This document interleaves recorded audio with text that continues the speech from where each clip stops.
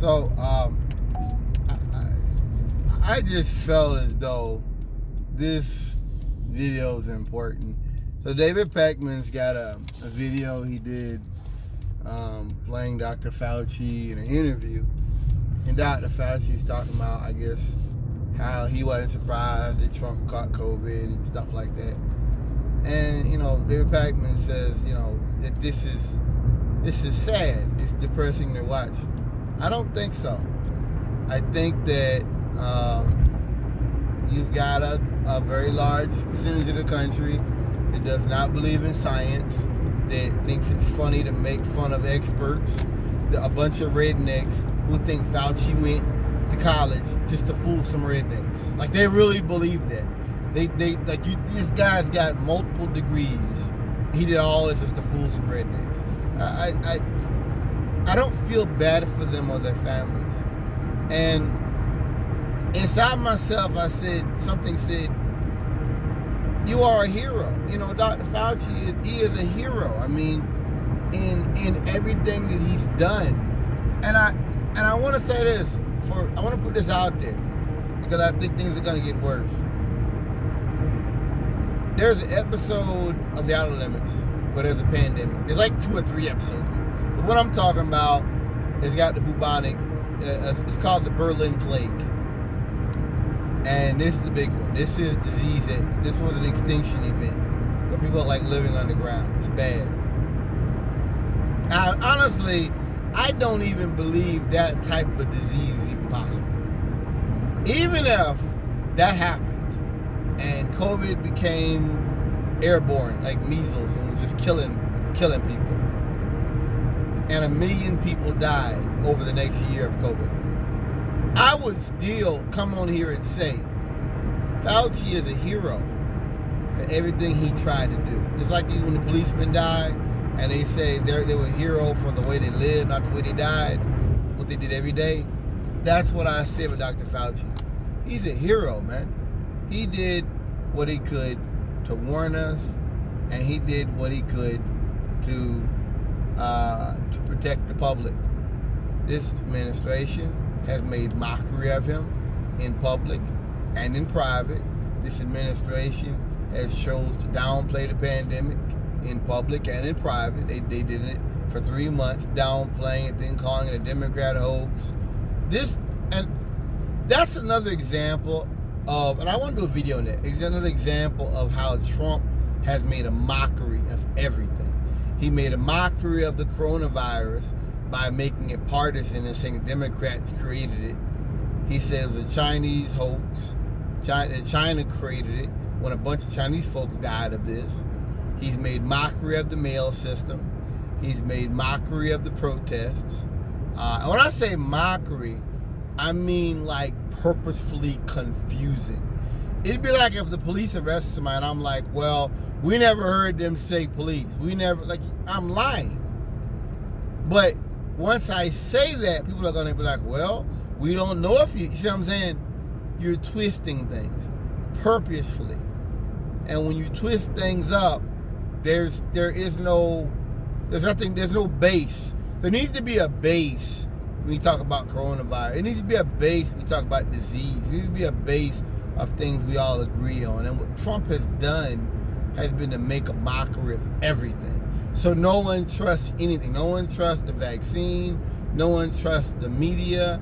No one trusts anything. And that's what strongmen and fascists do. So he's done that with Fauci from day one. And it makes me once again say, I respect Dr. Fauci for everything he's tried to do. I respect him for, his life is in danger. Michael Brooks and Sam Cedar said that, hey, maybe he should retire because his message isn't getting out there. I worry sometimes, and I'm going to end it on this. I've talked about how we have a liberal intelligentsia.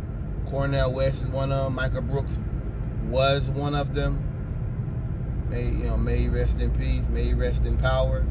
Cornel West. I don't want to say they're Pac-Man. I don't want to say that, but just Professor Wolf, people like that. That's our liberal intelligentsia. And one thing on Michael Brooks passing, it's made me really, not have this, oh, everybody's going to die, we're going to die. Just that we have to protect our people. This is a very dangerous time. And I'm going to go ahead, I'm going to say, I'm going to put Fauci in there with the rest of the intelligentsia.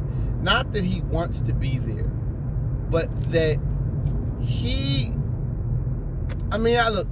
if that's what conservatives are doing now, making it where anybody that believes in science is a liberal, and that, then you know what, damn it, he needs protection. He needs to get in here with us. Because I don't think that, me being a socialist, I don't think that science is liberal. But if that's what conservatives are doing now, then damn it, we gotta protect them. We gotta protect them. I mean, I'm a person that believes that government policy should be based upon evidence, and it should be based upon what works, and throwing away, discarding what doesn't work. And I know with conservatives that's not how they operate. They operate off of feelings, and they operate off emotion, and how they feel. They operate upon trying to push a message, and that's just what it is. Because they're always trying to prove something. They're always trying to defend a system that doesn't work and never worked. So for me, I respect Dr. Fauci. He's a hero. I should pray for his family. I should pray for his extended family. That's a great guy. And when he got up there on the podium one day and he was talking about African Americans and African American disparities in disease, that's when I kind of realized that, hey, he's going to have a problem with Trump. Because if one thing about this administration, this era we're living in, is that we're looking back at what's been done, what Pence has been done. I mean, what they did in the past, right?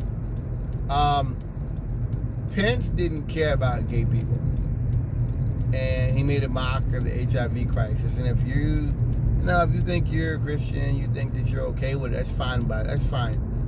But he did that. He did that, and nobody has forgotten that yet. Just how badly he handled it. And for what I understand, Trump's attorney, Trump's I ain't know what the fuck that was a kid. Trump's thing he did, the whatever science guy he put in, actually backed Pence back in the day with the HIV stuff. And what I'm talking about is how poorly they handled HIV back in the day. Yeah. That was that's why he's on there. He's a good Negro. He's a good Negro. So I knew that when Fauci brought up disparities in the Black African American community when it comes to health, I knew eventually that he'd have a problem with Trump and with Trump's administration. I knew that. I knew that this is a guy that is not necessarily walking. He's not. I knew that. I was like, okay, matter of time. But Fauci, he's an honorable person. I think that he respects the office of the presidency, but he's dealing with someone who's not worthy of the presidency. Do you understand? That's the problem. Thank you for listening.